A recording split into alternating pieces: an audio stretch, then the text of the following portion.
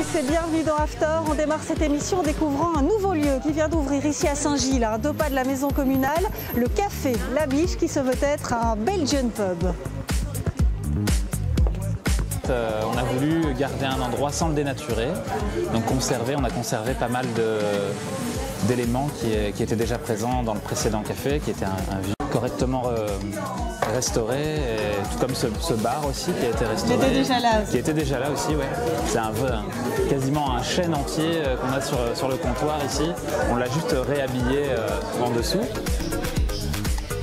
Au niveau des bières au fût, on a quelques produits mainstream comme la Jupiler, la Lève Blonde et la Hoegaarden. Autrement, on a voulu se démarquer en mettant une bière rétrogestion. On a pas mal de produits qu'on est quasiment sur. On a un peu de gens, j'ai l'impression, qui viennent de la Commission européenne, beaucoup d'étrangers, des Italiens, des Anglais aussi étonnamment, des nouveaux produits, des nouvelles suggestions et une formule pour le week-end sur laquelle on est encore en train de travailler pour le samedi et le dimanche. Et la cuisine est ouverte? Du houmous, voilà. On a aussi lancé hier avec les premiers événements sportifs avec le football l'assiette de nachos au cheddar guacamole.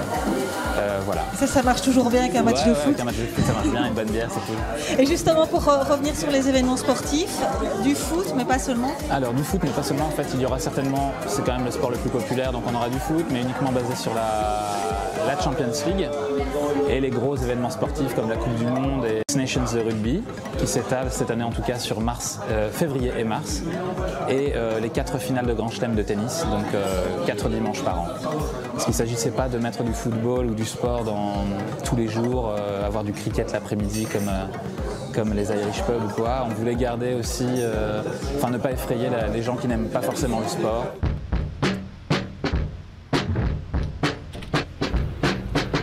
Je vous emmène maintenant à l'Atelier Bleu, un magasin pour hommes spécialisé dans le jeans. Et on voulait proposer quelque chose de qualité supérieure à tout ce qu'on peut trouver et qui va durer dans le temps. Donc c'est des produits qui proviennent des États-Unis, du Japon. On a une marque belge, produit au Portugal. Il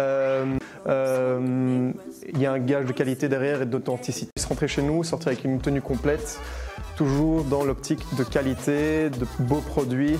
Ça coûte plus cher d'avoir des produits de qualité? Alors, au moment de la dépense, ça coûte plus cher. Sur le long terme, si on achète un t-shirt 40-50 €, vie où le client puisse venir s'installer là, comme ceci, et se sentir à l'aise et ne pas se sentir oppressé ou obligé d'acheter parce qu'il est dans un magasin. Si quelqu'un veut parler de denim, donc de jeans avec nous, avec plaisir. La déco, on la vend comme ça, on fait tourner, on fait vivre le magasin. Donc il vient entreposer certains de ces éléments que nous on choisit avec lui ici, qu'on propose aux clients d'acheter s'ils ont un coup de cœur pour ce beau Chesterfield par exemple, ou bien le tapis, les tabourets. Il y a plusieurs éléments qui sont à vendre. Et même la moto. Alors nous voici à présent près de la place Fernand Coq. On va découvrir un nouveau bar à vin qui s'appelle Noir. Alors, qu'est-ce que vous nous proposez de bon? Bien, une sélection de 2 vins, tous les deux en nature. Donc 2 vins qui sont travaillés avec le moins de chimie possible, tant sur la vigne que lors de la vinification. On va commencer peut-être par le blanc.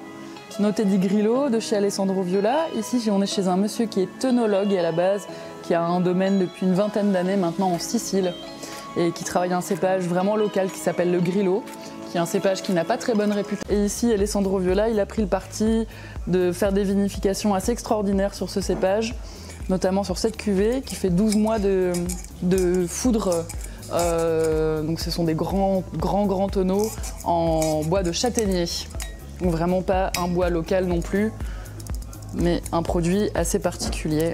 Un vin très très solaire que je vais vous faire goûter juste à l'instant. Comment elle présente ça?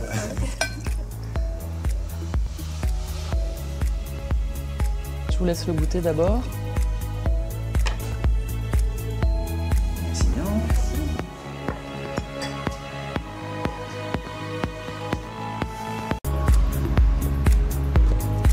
Et c'est ici que nous refermons cette émission d'After. Rendez-vous la semaine prochaine. À bientôt. Ciao.